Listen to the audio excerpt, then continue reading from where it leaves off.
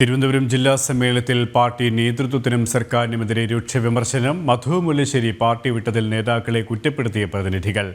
ഭരണ തുടർച്ചയിൽ സഖാക്കൾക്ക് മൂല്യച്യുതി ഉണ്ടായെന്നും വിലയിരുത്തൽ. 2 ദിവസമായി തുടരുന്ന CPM-ന്റെ തിരുവനന്തപുരം ജില്ലാ സമ്മേളനത്തിലാണ് പാർട്ടി നേതൃത്വത്തിനും സർക്കാരിനുമെതിരെ രൂക്ഷ വിമർശനം ഉയർന്നത്. മധു മുല്ലശ്ശേരി മംഗലാപുരം ഏരിയ സെക്രട്ടറിയായി ആ കസേരയിലെത്തിയത് വെറുതെയല്ല. പാർട്ടി നേതൃത്വമാണ് മധു മുല്ലശ്ശേരിയെ ഏരിയ സെക്രട്ടറിയായി തെരഞ്ഞെടുത്തത്.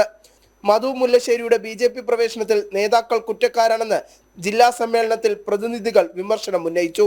ഒപ്പം സർക്കാരിന്റെ പ്രവർത്തനങ്ങൾക്കെതിരെയും വിവിധ വകുപ്പുകൾക്കെതിരെയും വിമർശനങ്ങൾ ഉയർന്നു. ആഭ്യന്തര വകുപ്പിൽ നിന്നുമുണ്ടായ ചില നടപടികൾ സർക്കാരിന് വലിയ രീതിയിൽ അവമതിപ്പുണ്ടാക്കി.